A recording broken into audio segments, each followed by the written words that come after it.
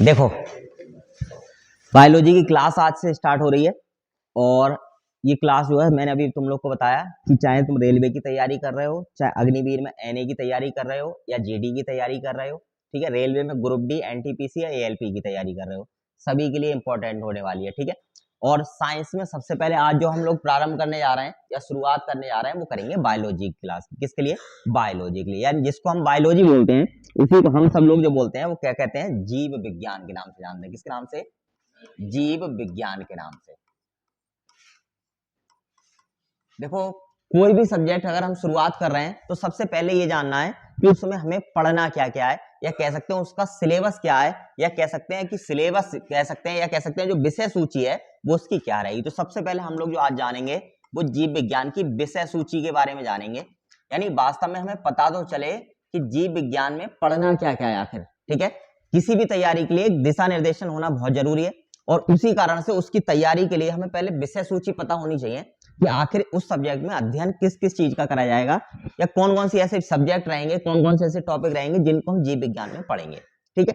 जैसे सबसे पहले अगर चैप्टर की बात करें जीव विज्ञान में, और कल भी तुम में से कोई पूछ रहा था, ठीक है, कि विषय को लिखने के लिए, तो सबसे पहला जो चैप्टर रहेगा या सबसे पहला जो अध्याय रहेगा वह रहेगा जीव विज्ञान का परिचय। कौन सा? जीव विज्ञान का परिचय। जीव विज्ञान का परिचय, ठीक है। जीव विज्ञान के परिचय में बात करते हैं कि किस किस चीज के बारे में इसमें जानेंगे, यानी इस वाले चैप्टर में हम लोग क्या क्या पढ़ेंगे। तो सबसे पहले जो पढ़ेंगे वो पढ़ेंगे जंतुओं का वर्गीकरण। क्या पढ़ेंगे? जंतुओं का वर्गीकरण। जंतुओं का वर्गीकरण, ठीक है। देखो, जो चीज समझ में नहीं आए वो चीज पूछते रहना बीच बीच में, अगर किसी को डाउट रह जाए कहीं पर तो पूछ लेना, बाकी जो ऑनलाइन वाले हो वो कमेंट कर देना, ठीक है। दूसरी बात करते हैं, यानी कि दूसरा और क्या टॉपिक का अध्ययन करेंगे इसमें? दूसरा पढ़ेंगे जैव विविधता। जैव विविधता, ठीक। यानी जैव विविधता से अगर तात्पर्य देखें, छोटी सी बात समझें, तो एक जगह पर जो अनेक प्रकार के यानी भिन्न भिन्न प्रकार के जीव जंतु पाए जाते हैं उसी को हम लोग क्या मानते हैं? जैव विविधता मानते हैं, ठीक है। अगला जो टॉपिक रहेगा वो रहेगा इसमें जीवन की उत्पत्ति। जीवन की उत्पत्ति,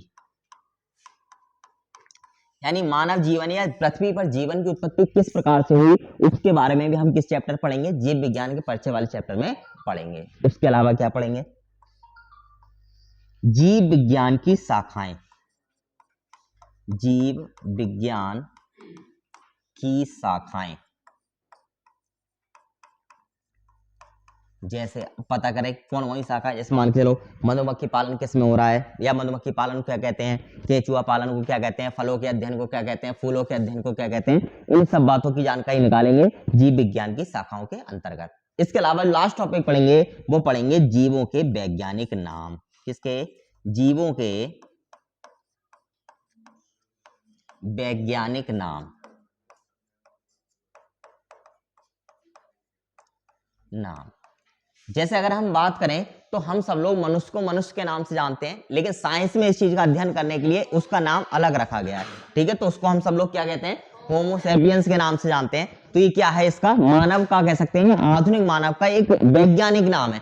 किस प्रकार से रखे गए, किस हिसाब से रखे जाते हैं, और किन किन जीवों के कौन कौन से मुख्य जीव हैं जो परीक्षा की दृष्टि से इंपॉर्टेंट है, और उनके जीवों के नाम जो है परीक्षा में आते हैं, उनके बारे में इस चैप्टर में अध्ययन किया जाएगा, जो रहेगा जीव विज्ञान का परिचय। क्या रहेगा? जीव विज्ञान का परिचय, ठीक है। तो पहला चैप्टर क्लियर हो गया। पहले चैप्टर में जंतुओं का वर्गीकरण होगा, जैव विविधता होगी, जीवन की उत्पत्ति के बारे में बात होगी, जीव विज्ञान की शाखाओं के बारे में बात होगी, और जीवों के वैज्ञानिक नाम की बात करी जाएगी, ठीक है। पहली बात आ गई। दूसरे चैप्टर पे और चलते हैं। दूसरा चैप्टर जो हमारा रहेगा वो रहेगा कोशिका से संबंधित। हाँ, जिसको हम सेल के नाम से भी जानते हैं, ठीक है। किससे संबंधित? कोशिका से संबंधित। देखो, कोशिका की बात करी जाए तो कोशिका जो है जीवधारियों की सबसे मूलभूत इकाई है, यानी जीवधारियों की उत्पत्ति जहां से हुई है वही कहां से होती है? कोशिका से ही जीवधारियों की क्या मानी गई? उत्पत्ति मानी गई है। तो केस ढंग से बैठ लो, ठीक है। इसके बाद बात करें तो इसमें क्या क्या पढ़ा जाएगा? तो सबसे पहली बात पढ़ी जाएगी कोशिका के प्रकार। क्या पढ़ी जाएगी? कोशिका के प्रकार, कोशिका के प्रकार, यानी बात करें तो कोशिका कितने प्रकार की होती है, टाइप्स ऑफ सेल्स के बारे में हम लोग इस अध्ययन करेंगे या इस बातें पढ़ेंगे। दूसरी बात, जब प्रकार जान लेंगे उसके बाद बात करेंगे संरचना को लेकर, ठीक है। तो दूसरा पॉइंट रहेगा कोशिका की संरचना, कोशिका की संरचना, ठीक। तो दूसरा पॉइंट हमारा क्या रहेगा, कोशिका की संरचना या कह सकते हैं कोशिका की बनावट, ठीक है। तीसरा हमारा रहेगा कोशिका चक्र, कोशिका चक्र, यानी साइकिल ऑफ सेल्स के बारे में हम लोग जो जानेंगे वो इसी टॉपिक में जानेंगे, कौन से वाले में, कोशिका वाले चैप्टर में। इसके बाद कोशिका का विभाजन, कोशिका का विभाजन। देखो अगर बात करें किसी भी जीवधारी की उत्पत्ति को लेकर, तो हर जीवधारी की जो उत्पत्ति हुई है वो एक कोशिका से होती है, और एक कोशिका अपने आप में बढ़ती चली जाती है, विभाजित होती चली जाती है, और उसी के आधार पर, उस विभाजन के आधार पर ही किसी भी आकृति का या सजीवों में क्या होता है, निर्माण होता है। जैसे मनुष्य है तो मनुष्य की जो भ्रूणीय कोशिका होती है, पहली जो कोशिका होती है वो सिंगल होती है, उसके बाद इसका बंटवारा होना शुरू होता है, यानी विभाजन होना शुरू होता है, उसके बाद पूरी एक आकृति जो आज के समय में हम जैसे दिखाई देते हैं वैसे हम दिखाई देने लगते हैं, किसकी वजह से, कोशिका विभाजन की वजह से, ठीक है। चलो अगले चैप्टर की बात करते हैं। अगला जो चैप्टर आएगा वह आएगा ऊतक का, ठीक है। कौन सा, ऊतक, ठीक है। ऊतक, ऊतक की बात करी जाए तो ऊतक की बात करते हैं, कोशिकाओं के निर्माण से, कह सकते हैं कोशिकाओं के संगठन से ही क्या बनते हैं, ऊतक बनते हैं। और इस वाले चैप्टर में हम जो पढ़ेंगे वो सबसे पहले पढ़ेंगे जंतु ऊतक। कौन से, जंतु ऊतक, जंतु ऊतक। और साथ ही साथ इसके पढ़ेंगे दूसरा जो रहेगा पॉइंट वो रहेगा पादप ऊतक, जंतु ऊतक और पादप ऊतकों का अध्ययन ऊतक वाले चैप्टर में करा जाएगा। यानी कि जो जीव जंतुओं में जिस प्रकार के या जितने भी ऊतक पाए जाते हैं उनका अध्ययन, पेड़ पौधों में जो जितने भी ऊतक पाए जाते हैं उनका अध्ययन, वो सारा का सारा किस में रहेगा, जंतु ऊतक और पादप ऊतक वाले में रहेगा। तीसरी बात, तीसरी जो बात पढ़ेंगे वो पढ़ेंगे ऊतकों के प्रकार, ऊतकों के प्रकार, यानी कह सकते हैं टाइप्स ऑफ टिश्यू के बारे में जो पढ़ेंगे वो किसमें पढ़ेंगे, हम लोग ऊतक वाले चैप्टर में इसका अध्ययन करेंगे, ठीक है। अगला चैप्टर जो हमारा आएगा वो आएगा आनुवांशिकी, आनुवांशिकी,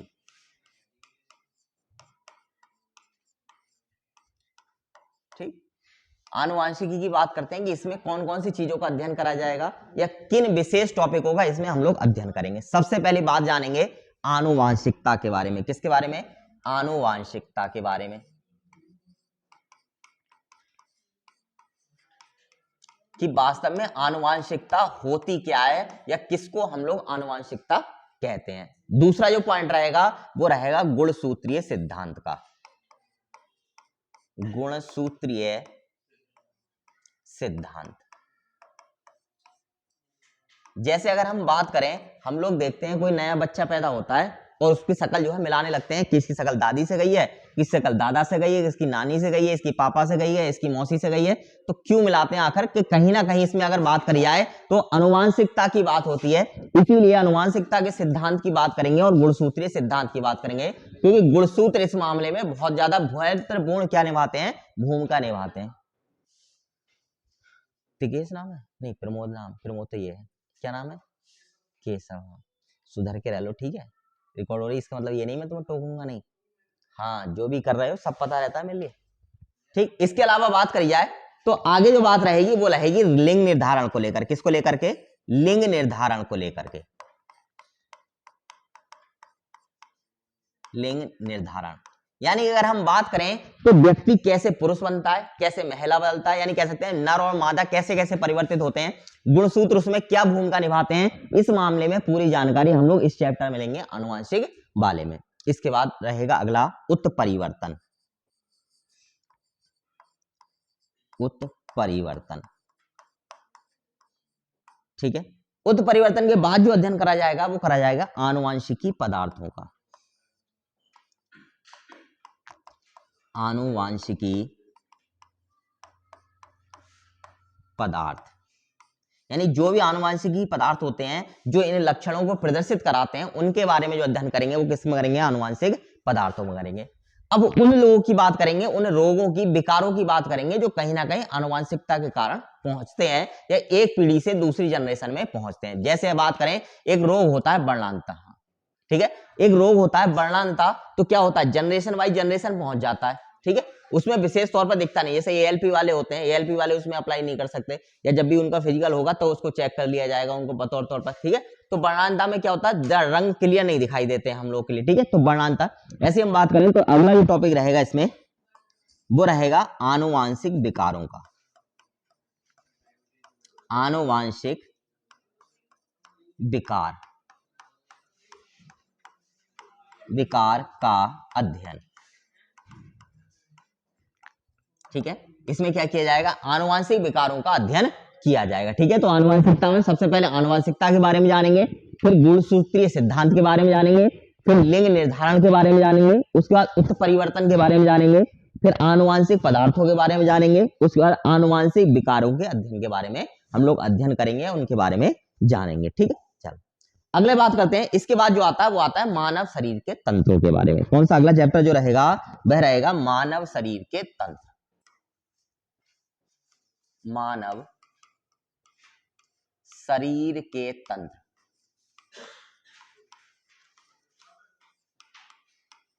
ठीक, यानी अगले जो अध्ययन करा जाएगा वो मानव शरीर के तंत्रों का क्या करा जाएगा, अध्ययन करा जाएगा। और इसमें देखते हैं कौन कौन से ऐसे प्रमुख टॉपिक रहेंगे जो मानव शरीर के तंत्रों से संबंधित रहेंगे। जैसे अगर बात करी जाए मानव तंत्र में, तो सबसे पहले नंबर जो आएगा और हम जो पढ़ेंगे वह रहेगी हमारा आहार नाल, आहार नाल, है ना, जो नली है जो मुंह से जो है पेट तक हमारे खाना ले जा रही हैं, उस आहार नाल के बारे में हम लोग क्या करेंगे, इस चैप्टर में अध्ययन करेंगे। दूसरा क्या रहेगा, खाना पहुंच गया, पचेगा कैसे, तो पाचन ग्रंथियों से पचेगा, और इसीलिए हम लोग अगली जो बात करेंगे वो करेंगे पाचन ग्रंथियों की, पाचन ग्रंथियां, ठीक है। यानी खाना तो पहुंच गया, पेट में तो पड़ा ही रहेगा, पचाएगा कौन, तो पचाने का जो काम करती हैं वो करती हैं पाचन ग्रंथियां, और इसी कारण से हम लोग अगला जो टॉपिक बात करेंगे इसमें वो पाचन ग्रंथियों की करेंगे। उसके बाद बात करते हैं, अगली बात करेंगे श्वसन तंत्र की, ठीक है। खाना तो तभी खाओगे जब जिंदा रहोगे, और जिंदा रहोगे तो सीधी सी बात है सांस लोगे ही लोगे, ठीक है। जिस दिन सांस रुकी उस दिन तुम जिंदा हो ही नहीं, सीधी सी बात है, उस दिन तो निबट जाओगे जाकर के, है ना। देखो मनुष्य कोमा में रहता है, लेकिन कोमा में सांस लेता रहता है, बस उसका दिमाग जो होता है वो काम करना बंद कर देता है। कोमा की जो कंडीशन होती है उसमें दिमाग काम नहीं करता है, ठीक है, बाकी सब कुछ शरीर काम करता है पूर्ण रूप से, हाथ पैर नहीं हिलते हैं। लेकिन अब बात आती है हाथ पैर क्यों नहीं हिलते हैं, देखो हाथ पैर अगर हिल रहे हैं तो मैंने पहले कभी पढ़ाया होगा, तो दिमाग की वजह से ही, दिमाग कहता है हाथ उठाओ तो हाथ उठेगा, दिमाग कहता है पैर उठाओ तो पैर उठेगा, नहीं तो नहीं उठेगा। तो दिमाग जब काम करना बंद तो हाथ पैर नहीं चलते, लेकिन हृदय काम करता है और सांस व्यक्ति मनुष्य जो है कोमा में लेता रहता है, ठीक है, उस कंडीशन को बोलते हैं कोमा का। तो इसमें क्या बजाएगा, श्वसन तंत्र की बात करी जाएगी। इसके बाद बात करें तो अगला टॉपिक रहेगा इसमें वो रहेगा परिसंचरण तंत्र का, किसका, परिसंचरण तंत्र, हाँ अच्छा श्वसन में मिस्त्री का, अब सही है, हाँ अच्छा अच्छा चलो लो, अरे अच्छा ऐसे कह रहे हो, लो बस चलो ठीक है, श्वसन तंत्र, ठीक है। उसके बाद परिसंचरण तंत्र हो गया। इसके बाद बात करें तो अगला जो आता है, अगर इतना सब कुछ कर लिया, खा लिया पी लिया पचा लिया, अब क्या करना है, अब उत्सर्जित करना है। तो अगला टॉपिक रहेगा उत्सर्जन तंत्र, ठीक है, क्या रहेगा, उत्सर्जन तंत्र। तो अगले टॉपिक की जो बात करेंगे इसमें वो किसकी करेंगे, उत्सर्जन तंत्र की बात करेंगे। अब इतने सारे सिस्टम को संभालने के लिए एक चीज होती है जिसको हम सब लोग जानते हैं न्यूरॉन सिस्टम या तंत्रिका तंत्र के नाम से। किसके नाम से, न्यूरॉन सिस्टम या तंत्रिका तंत्र के नाम से। तो अगला अध्ययन किया जाएगा तंत्रिका तंत्र का, ठीक है, अगला अध्ययन किसका करेंगे, तंत्रिका तंत्र का। उसके बाद अगला जो अध्ययन करेंगे वो करेंगे मानव जनन तंत्र का, मानव जनन तंत्र, ठीक है। इन चीजों का अध्ययन कराया है किसमें, मानव शरीर के तंत्र को लेकर, पहले आहार नाल का, फिर पाचन ग्रंथियों का, फिर श्वसन तंत्र का, परिसंचरण तंत्र का, उत्सर्जन तंत्र का, तंत्रिका तंत्र का और मानव जनन तंत्र का। इनका अध्ययन किस में करेंगे? मानव शरीर के प्रमुख तंत्रों में। आगे बात करेंगे मानव ज्ञानेंद्रियों की। मानव ज्ञानेंद्रियां,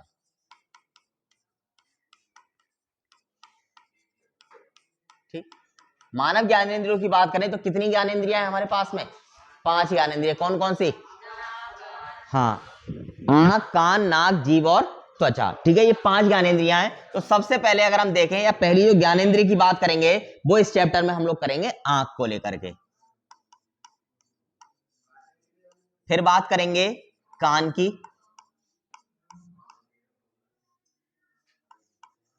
कान, फिर नाक, उसके बाद क्या आता है?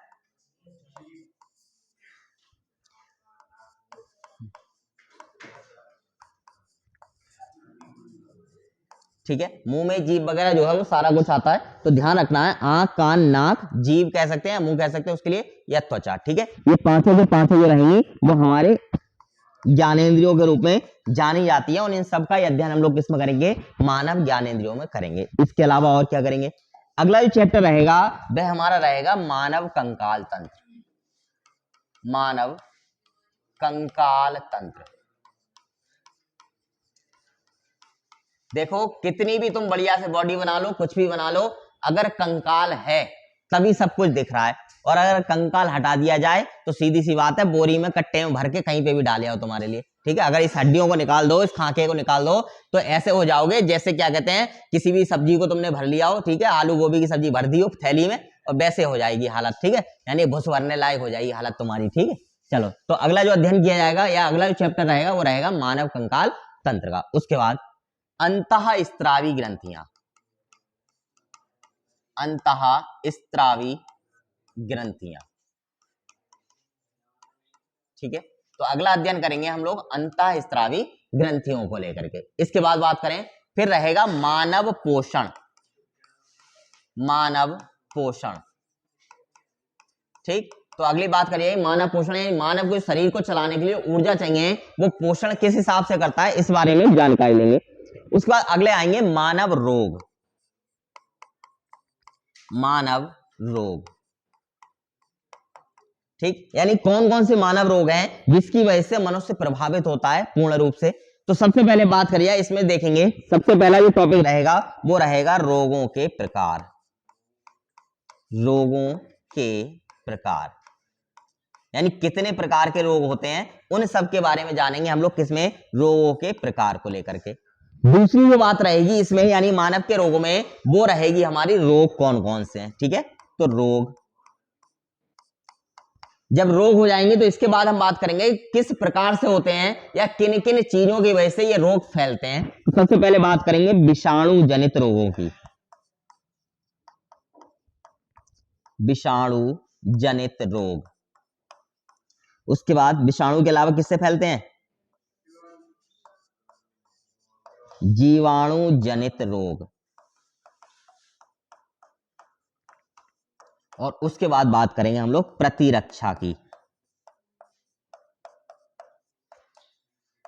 प्रतिरक्षा की, सुना होगा, इम्यूनिटी सिस्टम हमारा जितना पावरफुल होगा, रोगों से लड़ने की क्षमता हमारी उतनी क्या होगी? बेहतर होगी या अच्छी होगी, ठीक है। तो अभी बात करते हैं हम लोग इस बात को लेकर के, तो इसी मामले में पढ़ेंगे हम लोग, जब रोग से ग्रसित हो जाएंगे तो हमें क्या चाहिए होगा? प्रतिरक्षा चाहिए होगी, और प्रतिरक्षा के लिए हम लोग इस व्यवस्था को अपनाएंगे, ठीक है।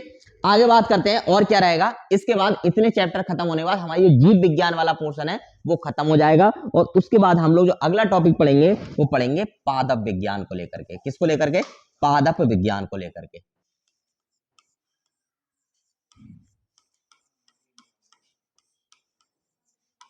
ठीक है, पादप विज्ञान।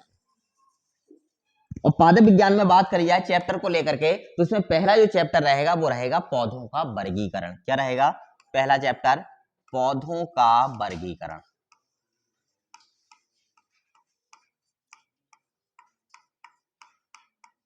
वर्गीकरण, ठीक है। वर्गीकरण का मतलब अगर हम जाएं तो ऐसे भी कह सकते हैं, विभाजन को लेकर भी बात कर सकते हैं, कौन कौन से भागों में इनको बांटा गया है या वर्गीकृत किया गया है। इसके बाद वनस्पति विज्ञान की शाखाएं।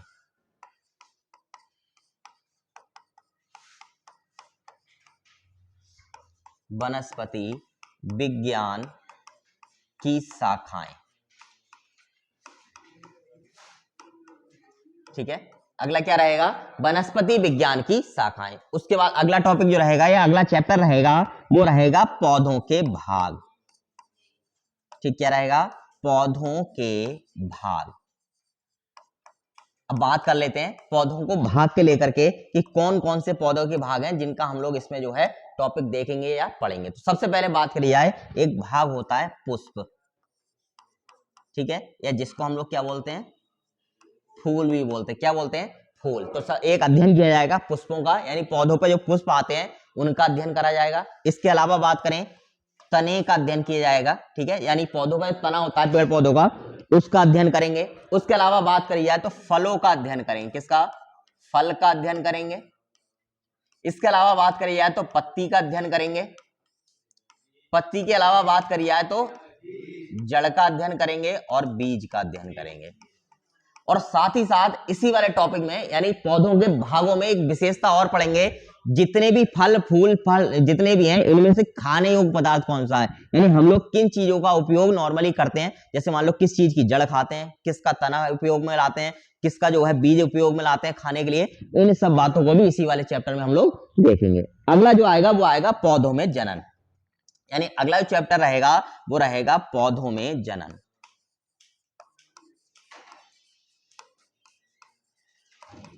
यानी कह सकते हैं पौधों में जो बीज बनाने की प्रक्रिया है या खुद उगने की या अपने जैसे नए पौधे को उपजाने की जो प्रक्रिया है उसको हम लोग क्या कहते हैं? पौधों का जनन कहते हैं। और इसमें हम विशेष विधियों को पढ़ेंगे, जिसमें सबसे पहली हमारी रहेगी परागण विधि।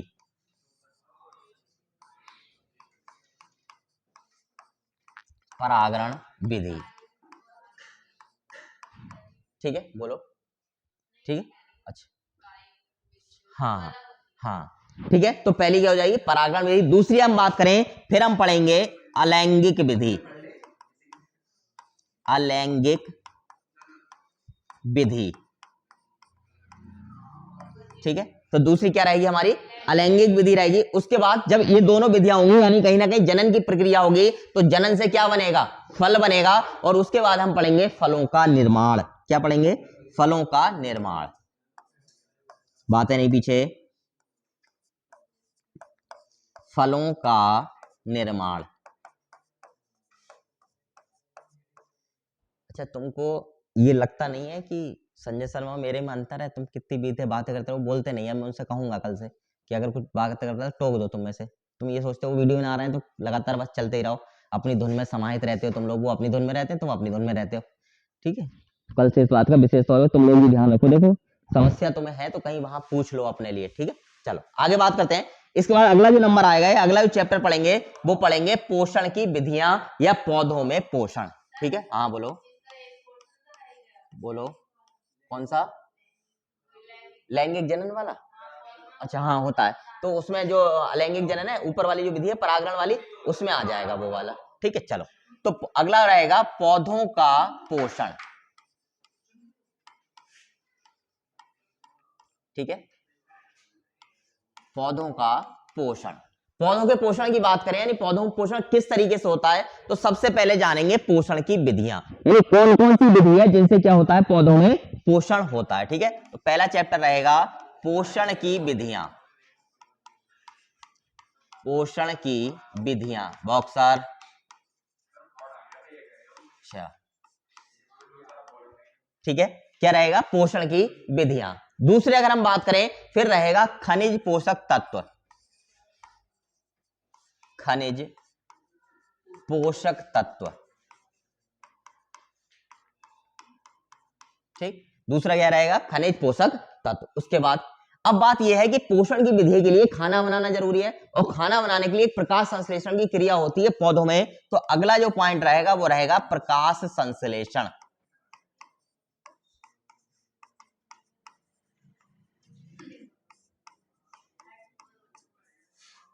ठीक है, तो अगली क्या क्रिया रहेगी? प्रकाश संश्लेषण की क्रिया। उसके बाद बात करें, जब प्रकाश संश्लेषण की क्रिया होती है तो इसके साथ साथ एक और क्रिया की जाती है और उसको हम बोलते हैं श्वसन की क्रिया। ठीक है, तो पौधों में श्वसन किस प्रकार से होता है इस बात की जानकारी भी हम लोग इस चैप्टर में लेंगे। इसके बाद पादपों का उत्सर्जन।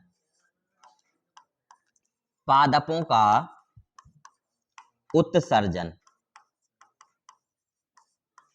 यानी कि बात करें, हम बहुत सारे फलों का इस्तेमाल करते हैं और फल जो हम लोग इस्तेमाल करते हैं या खाते हैं वो पौधे जो है उत्सर्जी पदार्थों के रूप में तैयार करते हैं, ठीक है, या कह सकते हैं अपने मल के रूप में तैयार करते हैं, जिसको हम खाने के लिए क्या करते हैं, उपयोग में लाते हैं, ठीक है। तो अगला यही टॉपिक रहेगा कि कौन कौन से फल हैं ऐसे जो उत्सर्जी पदार्थों के रूप में उगते हैं या बनते हैं और उनका हमारे द्वारा क्या किया जाता है, उपयोग किया जाता है। इसके अलावा बात करेंगे पौधों की वृद्धि हार्मोन्स के बारे में। पौधों के वृद्धि हार्मोन्स, ठीक है।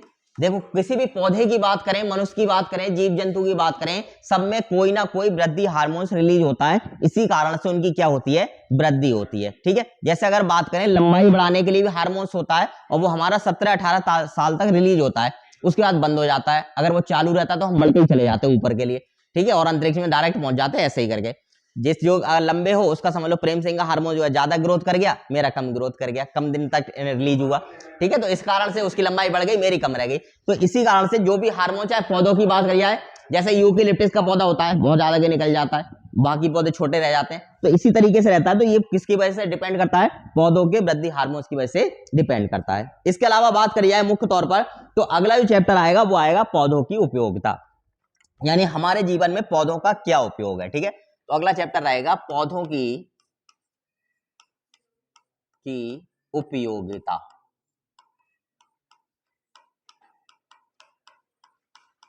ठीक। अगला चैप्टर है पौधों की उपयोगिता, या कौन कौन से पौधे जो है हमारे लिए आवश्यक है और किस रूप में आवश्यक होते हैं। तो सबसे पहले अगर हम बात करेंगे इसमें, तो वो बात होगी खाद्यान्न के रूप में। खाद्यान्न के रूप में, यानी कौन से पौधों को, अधिकतर पौधे जो होते हैं वो हम लोग कहीं ना कहीं खाने के लिए अपने लिए उपयोग करते हैं, और इसी कारण से उन पौधों का सबका वर्णन किसमें होगा, जितने भी पौधे खाद्यान्न के रूप में प्रयोग करे जाते हैं उन सब के बारे में जानेंगे, खाद्यान्न के रूप वाले पौधों के लिए उपयोगिता के बारे में। दूसरी बात करें तो दूसरे काम जो होता है हमारे लिए वो होता है लकड़ी का उपयोग, या लकड़ी के रूप में, ठीक है। दूसरा क्या होता है, लकड़ी के रूप में। इसके बाद की बात करें, फिर आता है व्यावसायिक रूप में, व्यावसायिक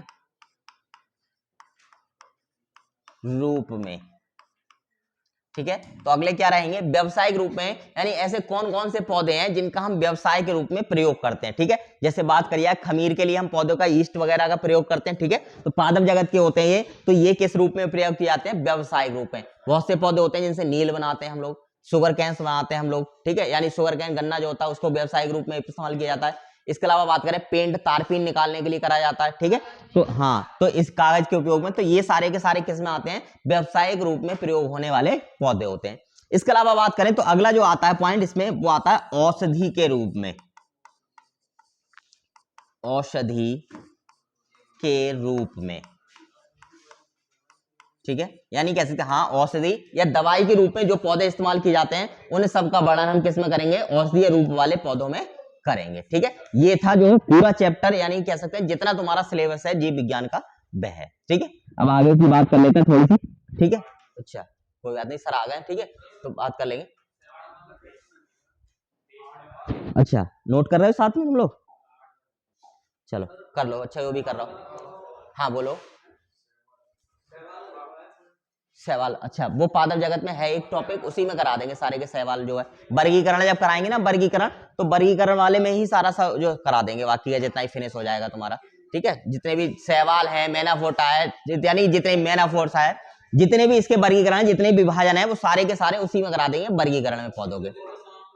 समाप्त कितने दिन में हो जाएगी, 1 महीना, ठीक है, 1 महीना पूरी कंप्लीट। यानी जितने 6 सब्जेक्ट हैं तो 6 सब्जेक्ट की मान के चलो अलग अलग कर लो, जैसे इतिहास 3 है तो एक एक महीने में तीनों इतिहास बढ़िया करके कंप्लीट हो जाएंगी तुम्हारी पूर्ण रूप से, ठीक है। इस बात का ध्यान रखना है बस, पेपर का 1 महीना है। अच्छा अच्छा, चलो ठीक है, चलो आज इतने ही दिन ना रोक दो इसके लिए।